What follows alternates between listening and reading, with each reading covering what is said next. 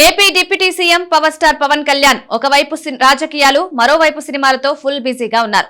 ప్రస్తుతం తాను కమిట్ అయిన సినిమాలు పూర్తి చేసే పనిలో పడ్డారు. ఇప్పటికే హరిహర వీరమల్లు చిత్రం షూటింగ్ పూర్తి కాగా జూన్ 12న సినిమాను విడుదల చేయనున్నారు. రిలీజ్ దగ్గర పడుతుండటంతో ప్రమోషన్ స్పీడ్ కూడా పెంచారు.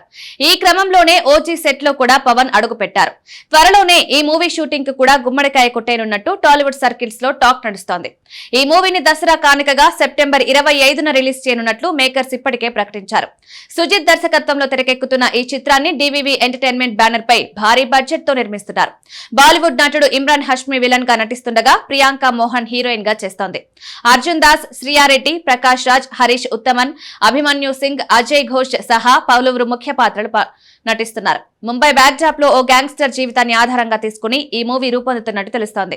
ఈ సినిమా క్లైమాక్స్ ట్విస్ట్ గురించి కూడా సోషల్ మీడియాలో చర్చ నడుస్తోంది. అయితే లేటెస్ట్ గా ఈ మూవీకి సంబంధించిన క్రేజీ వార్త సోషల్ మీడియాను ఊపుస్తుంది.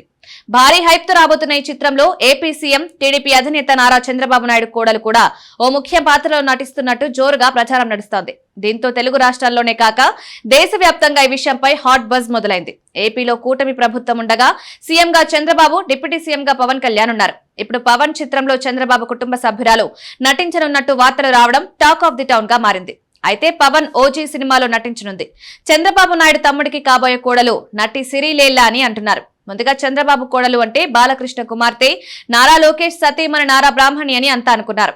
కానీ చంద్రబాబు సోదరుడి కుమారుడు నారా రోహిత్ త్వరలో పెళ్లి చేసుకోబోయే సిరి అని క్లారిటీ ఇస్తున్నారు.